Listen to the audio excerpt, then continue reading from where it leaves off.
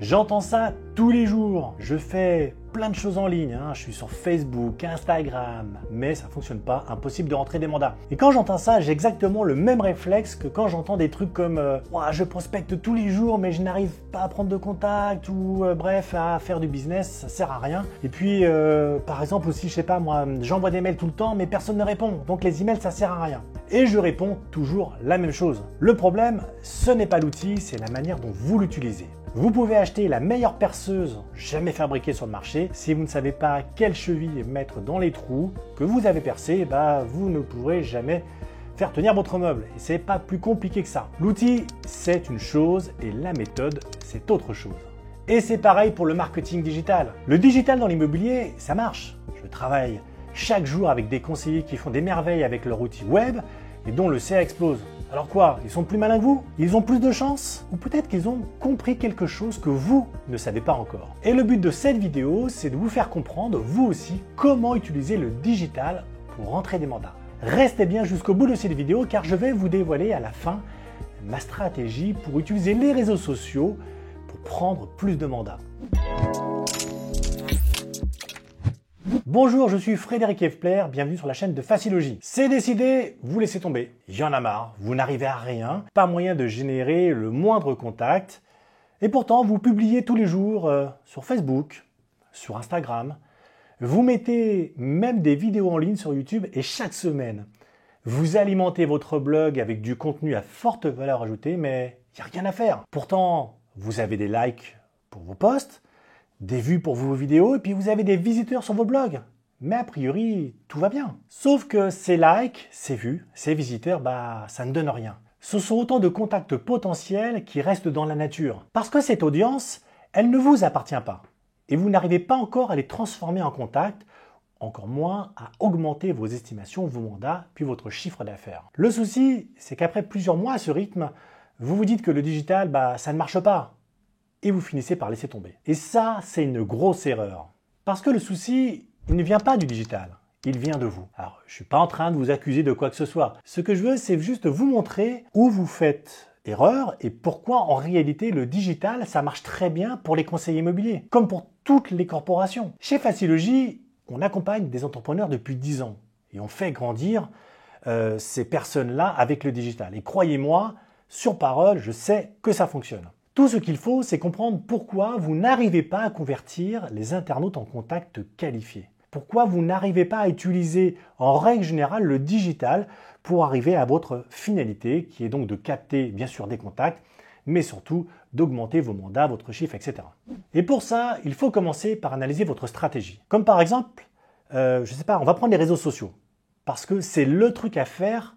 Pour plein de professionnels immobiliers, il faut être sur Facebook, Instagram, LinkedIn et sur YouTube. En gros, si ton enseigne n'est pas sur les réseaux, tu as l'impression de ne pas exister. Alors c'est vrai, oui, les réseaux sociaux sont super importants pour vous aider à créer une audience et pour communiquer avec des clients potentiels. Sauf qu'il faut savoir les utiliser de la bonne façon. Et on va voir que ça fonctionne à peu près pareil pour tous les supports. Alors, qu'est-ce qui ne marche pas? Certainement que vous commettez des erreurs dans votre utilisation marketing des réseaux sociaux. Vous publiez sans avoir de cible bien définie. Vous postez des contenus et vous croisez les doigts pour que les internautes tombent dessus un peu par hasard. Vos posts n'ont pas de valeur ajoutée. Vous n'arrivez pas à apporter quelque chose à vos audiences, à leur proposer des informations qui vont vraiment les aider dans leur projet de vente ou d'achat. Vos posts sont mal orientés. Je veux dire que par là, ils ne répondent pas à la problématique de votre cible. Si vous ciblez les familles qui veulent vendre pour acheter plus grand, mais que vous proposez des contenus sur l'investissement locatif, vous tombez un peu à côté. Vous n'avez pas de stratégie globale. Ça veut dire que vous publiez par-ci, par-là, sans objectif clair et sans vous donner les moyens de les atteindre. Et enfin, vous n'avez pas prévu ce qui vient après la publication. Vous n'avez pas mis au point les étapes qui suivent et qui vous permettent de qualifier vos contacts, puis de les transformer en rendez-vous, etc., etc. C'est un peu comme si vous preniez la voiture pour aller quelque part, mais sans savoir ce que vous allez faire une fois arrivé. Et ça n'a donc, bien sûr, aucun sens. Ça, donc, ce sont les erreurs les plus courantes avec les réseaux sociaux. Et vous faites sans doute les mêmes erreurs avec tous les autres supports digitaux, typiquement avec votre blog ou encore votre chaîne YouTube. De toute façon, ce sont les mêmes problématiques quand on publie un post social, un article, une vidéo. On doit toujours se demander et en tout cas se poser les questions suivantes. À qui on s'adresse? Qu'est-ce qu'on apporte comme valeur ajoutée? Comment on répond aux problématiques de ces audiences? Comment ce contenu s'inscrit dans une stratégie globale? Et qu'est-ce qu'on fait avec les internautes qui ont vu ou lu, liké ou commenté le contenu qu'on a créé? Ces questions, on va essayer d'y répondre et de voir comment on fait pour entrer des mandats grâce aux supports digitaux. D'abord, il faut avoir une audience bien identifiée. Des gens qui sont réellement concernés par ce que vous avez à leur dire. Et pas simplement les vendeurs de maisons ou les couples qui veulent acheter plus grand. Non, vous devez définir des audiences plus spécifiques auxquelles vous allez vous adresser. Votre cible idéale, elle a quel âge? Elle fait quoi dans la vie? Elle a quoi comme projet immobilier? Elle rencontre quoi comme obstacle? Elle cherche quoi comme solution? En bref, à qui vous voulez parler? C'est juste indispensable pour créer des posts sociaux qui vont répondre à leurs besoins très particuliers. Et puis, n'oubliez pas une chose importante. En marketing, on dit toujours, quand on essaye de parler à tout le monde en même temps, on arrive à se faire entendre de personne. Ensuite, il faut apporter de la valeur à vos audiences. Ici, on peut répondre à deux questions à la fois. La valeur ajoutée, c'est ce qui permet de répondre aux problématiques de sa cible. Si vous savez exactement à qui vous adressez, alors vous savez quel projet vos prospects essaient de réaliser, dans quel contexte ils cherchent à le réaliser, et puis quel obstacle ils rencontrent. Vous avez mis au point une offre avec des solutions donc, qui répondent à ces problématiques. Le but de vos publications digitales doit donc être de transmettre vos solutions à vos prospects. Et par exemple, de publier des posts de qualité sur des mandats qui correspondent pile poil aux besoins de votre clientèle type. La valeur ajoutée, elle vient aussi de la manière dont vous présentez les choses. Une vidéo très qualitative, un article de conseil qui va au fond des choses, une publication Instagram avec des photos ou vidéos professionnelles. En tout cas, ce doit être le but d'une grande partie de vos publications, mais pas toutes. Parce qu'il n'y a pas que ça, bien entendu. Aujourd'hui, il faut bien comprendre une chose. Tout ce que vous publiez en ligne, en particulier sur les réseaux sociaux, participe aussi à ce qu'on appelle à votre branding personnel. C'est-à-dire qui vous êtes, vous, en tant que conseiller immobilier. Prenez un exemple de compte qui est assez connu sur Instagram qui s'appelle Matt Leonetti. Je vous mets d'ailleurs en lien son compte dans la description. Matt Leonetti, c'est donc un agent immobilier canadien qui fait des publications humoristiques où il se met en scène.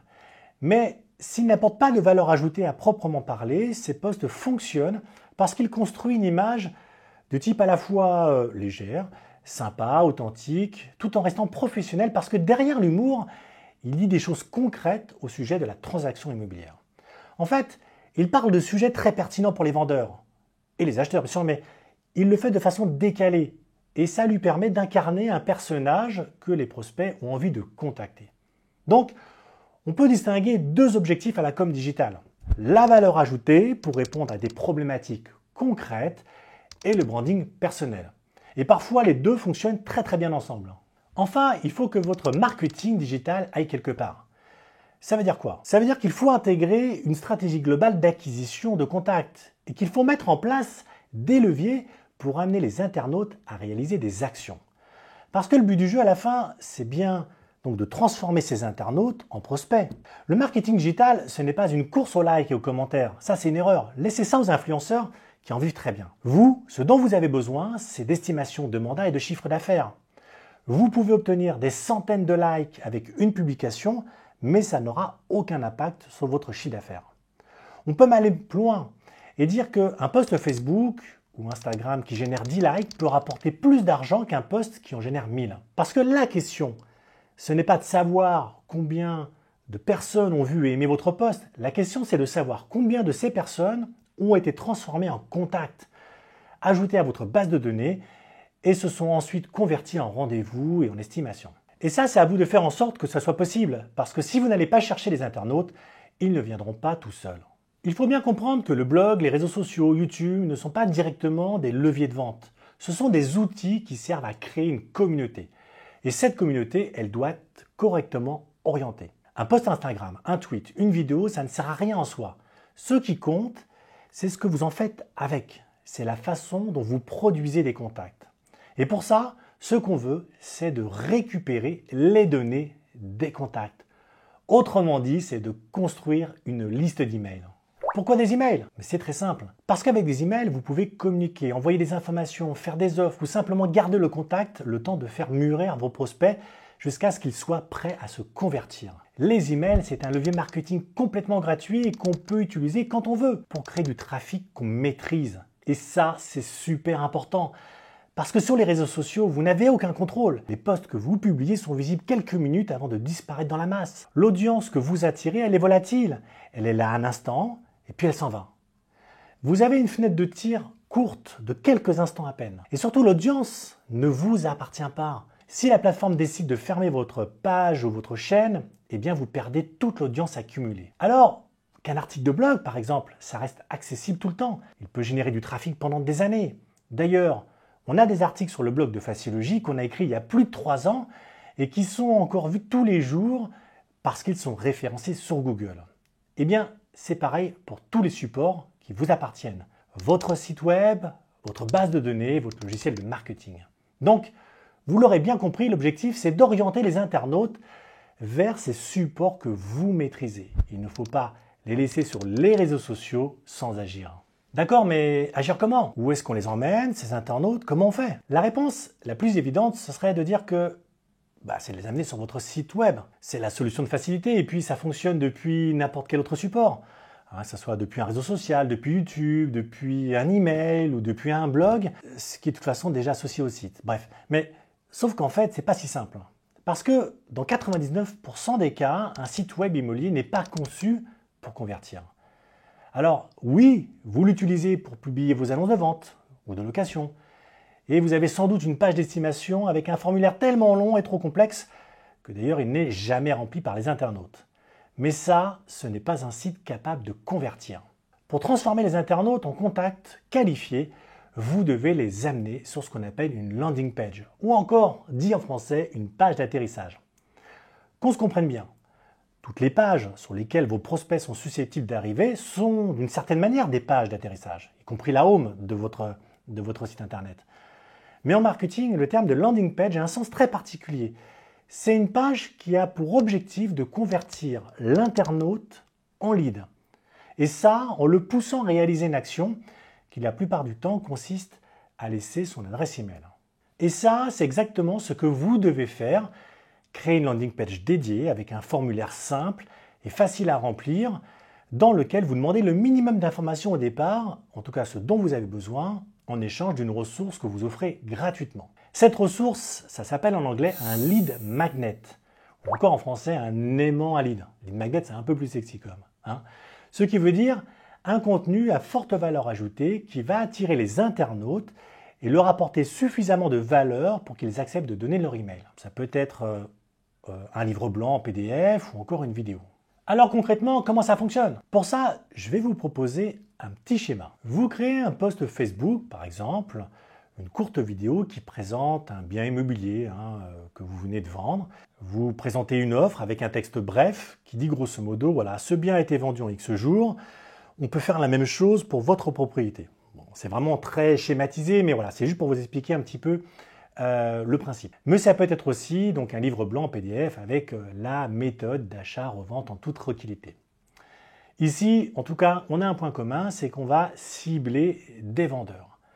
Donc maintenant, je vais vous montrer sur un tableau exactement comment ça fonctionne. Dans le post, donc, vous allez, dans le post de votre réseau social, vous allez placer un lien qui renvoie vers une landing page qui est dédiée à votre offre, qu'on va appeler par exemple estimation. Je dis dédiée parce que cette page, elle a une particularité, c'est qu'il n'y a rien de distrayant, c'est-à-dire qu'il n'y a pas de menu, il n'y a pas d'autre lien qu'un seul bouton qui va permettre à l'internaute d'accéder en tout cas à l'offre que vous avez en tout cas détaillée. Sur cette page, donc, il y a un texte qui adresse directement la problématique du vendeur et qui montre la valeur ajoutée, donc une offre de service qui garantit la vente dans un délai limité. Le formulaire à remplir, bon, vous l'avez vu, on va faire quelque chose d'assez simple, ça peut être un prénom et un nom, mais surtout un email, sans oublier la petite case à cocher au niveau du consentement, ce qu'on appelle le RGPD. En contrepartie, une fois donc que cet internaute aura posé ses coordonnées sur le formulaire, vous proposez donc de lui transmettre le document qui peut être par exemple une étude de marché qui cible spécifiquement la zone géographique du contact sur par exemple les prix du mètre carré dans son secteur. Donc on revient, l'internaute laisse ses coordonnées, donc il remplit le formulaire, donc il laisse ses coordonnées, qui sont ensuite directement collectées dans votre logiciel de marketing. D'ailleurs, pour rappel, on verra tout à l'heure, mais vous avez Prospeneo qui est pensé en tout cas pour justement gérer des formulaires et des pages. Et donc ces contacts vont arriver directement dans votre base de données. Ensuite, vous allez mettre en place un système automatique qui va renvoyer donc un email de remerciement donc, à chaque personne qui va donc déposer une demande ou remplir le formulaire. Et donc, toujours dans ce même email, vous allez donc mettre en pièce jointe l'étude de marché pour laquelle la personne a demandé le téléchargement. Et puis là, vous allez gagner sur tous les plans. Vous avez créé un contact, vous avez capté un email et en plus, vous apportez de la valeur ajoutée. Cette méthode, vous pouvez maintenant l'appliquer, mais vraiment sur toutes les publications sur le web. Alors attention, ce n'est que le début du processus. Là, on s'est limité à l'acquisition, le fait de transformer un internaute en contact. Mais vous en doutez, ça ne suffit pas. À partir de là, il faut mettre en place un système de suivi pour créer un lien avec votre contact. Ça, c'est super important. Et en marketing, on appelle ça réchauffer votre contact. L'amener tout doucement à créer suffisamment de confiance pour l'amener vers l'offre pour laquelle vous souhaitez vendre ou avoir de l'intérêt en tout cas, enfin, quand vous avez déterminé votre objectif. Donc là ici, ça peut être par exemple de l'amener vers l'estimation ou vers la prise de rendez-vous. D'accord ? Évidemment, on ne va pas donc se contenter, une fois qu'il a fait l'opt-in, de le rappeler une fois ou de lui envoyer un seul email. Et puis basta, en espérant qu'il se décide un jour de vous recontacter. Non. Il faut bien comprendre qu'il faut en moyenne 5 à 10 points de contact avec un prospect pour décrocher un rendez-vous. Ça veut dire que le premier appel ou le premier email n'est que le commencement de la relation. Et ça, c'est très important de garder ça à l'esprit puisque l'idée de recontacter tout de suite votre prospect, tant que l'offre est encore fraîche dans sa tête, c'est un élément hyper important dans la conversion. Il faut aussi être capable d'ailleurs de mettre en œuvre tout un processus pour créer de la relation sur du long terme avec ce prospect parce que c'est quelque chose qui va lui devenir indispensable. Généralement, pour ça d'ailleurs, on utilise des séquences email et de l'automatisation, qui sont des fonctionnalités que vous retrouvez sur un logiciel de marketing immobilier comme Prospeneo. Donc, je ne vais pas trop m'étendre sur le sujet parce que la vidéo serait extrêmement longue, mais sachez que vous pouvez tester gratuitement Prospeneo et tout de suite mettre en application ce que je viens de vous montrer à l'instant. Et voilà comment on passe d'un post social, vidéo ou article de blog à un prospect qualifié avec lequel on discute régulièrement et qu'on va transformer tout doucement mais sûrement en client. C'est la fin de cette vidéo, j'espère avoir réussi à vous montrer que le digital, ça marche, à condition de l'utiliser de la bonne façon. D'ailleurs, si vous avez des questions, n'hésitez pas à les poster en commentaire, je me ferai un plaisir d'y répondre. Merci de m'avoir suivi, n'oubliez pas de liker comme d'habitude et de vous abonner à la chaîne. Allez, c'était Frédéric avec Facilogy, à bientôt les amis.